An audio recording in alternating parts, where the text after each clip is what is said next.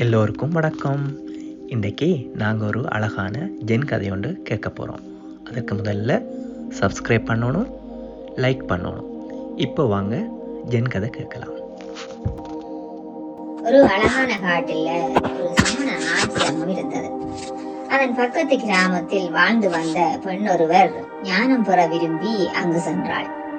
ஞானம் அடைவதற்கு முதற்படியாக உன்னியே நீ உணர்வாயாக என்றார் அங்கிருந்த குரு. அவளுக்கு அது புரியவில்லை. அவளுக்கு எப்படி போதிப்பது என்று அங்கிருந்தவர்களுக்கும் தெரியவில்லை. ஒரு நாள் அவள் மரத்தடியில் அமர்ந்திருந்த போது காய்ந்த இலை ஒன்று மரத்தில் இருந்து உதிர்வதை கண்டாள். அதை பார்த்து கொண்டிருந்த அவள் திடீரென ஆடி பாட ஆரம்பித்தாள். அவள் ஞானமடைந்து விட்டாள். ஆசிரமத்தில் இருந்த மற்றவர்கள் அவள் எப்படி ஞானமடைந்தாள் என அறிய முயன்றனர். அவளிடமிருந்து அதை கற்றுக்கொள்ள அவர்கள் ஆவலாக இருந்தனர். அவள் சொன்னாள், மரத்தில் இருந்து காய்ந்த இலை ஒன்று விழுவதை கண்டு ஞானமடைந்தேன். நாங்களும் தான் நாளும் இலைகள் விழுவதை பார்க்கிறோம்.